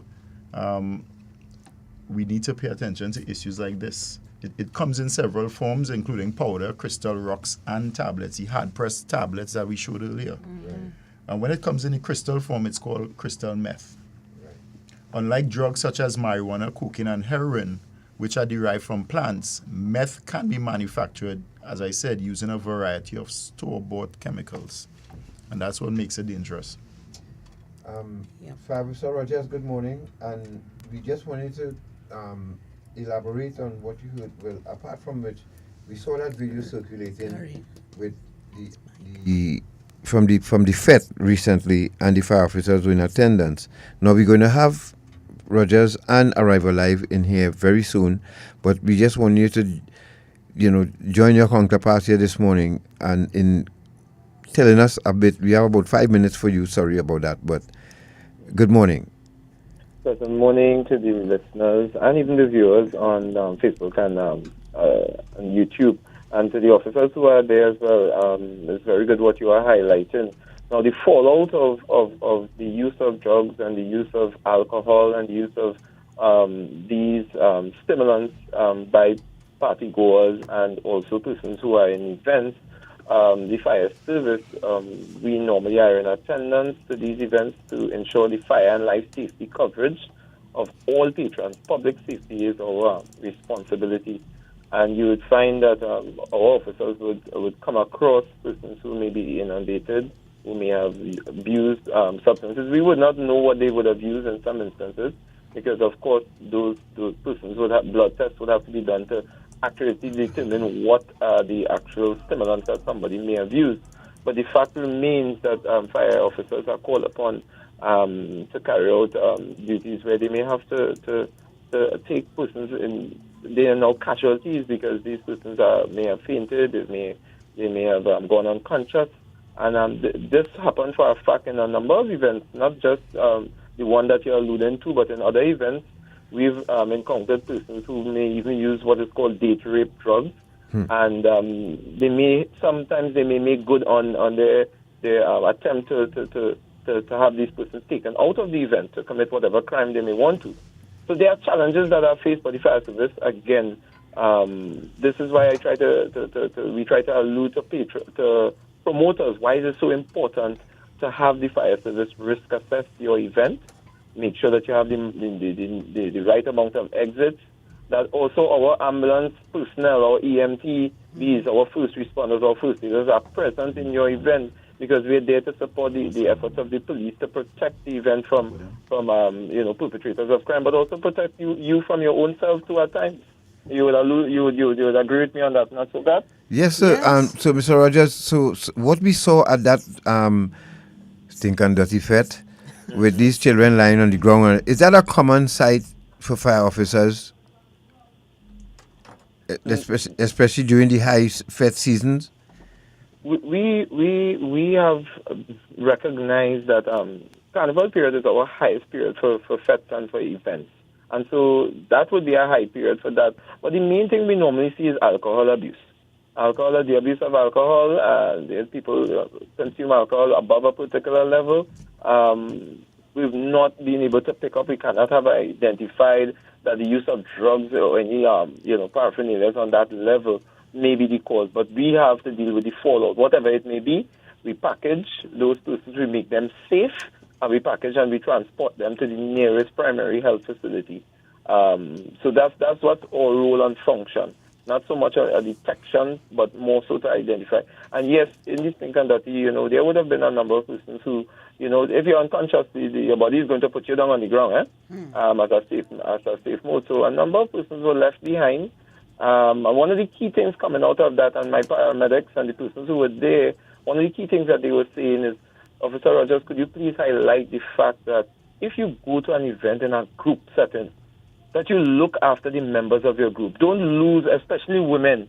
Women go to parties in large groups. You may go in with your girlfriends and so forth. You can't tell me that you allow your girlfriend to stray or go to the toilet alone, or go to the bar alone. You should always try to work in pairs, work in your group, stick with your group, because that's your defense here. That's your defense.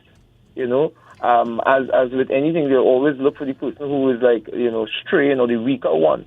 And we have to look out for one another. And that is the main message I want to get across to members of the public. Please look out for your young people. Please look out. And young people, look out for yourselves and stick with your groups. All right? And when you see anomalies, bring it to the attention of the police who are there at the event. Bring it to the attention of the officers, and we will respond accordingly. Professor Rogers, thank you so much. And we'll have you on Arrival Live in studio in the next couple of weeks. Take care. Thank you so much, sir. Thank you for joining us. Thanks. Bye-bye. Gentlemen, as you can see, how time flies here on this program.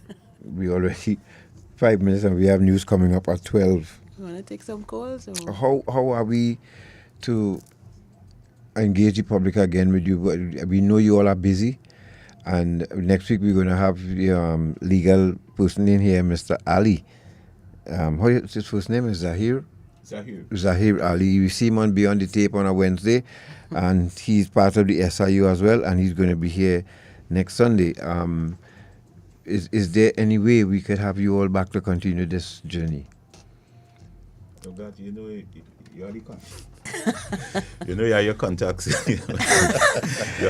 Come back to a short man. But if you all have the time, because we know your schedule, and soon to be Inspector Gillead will be busy again. Yes.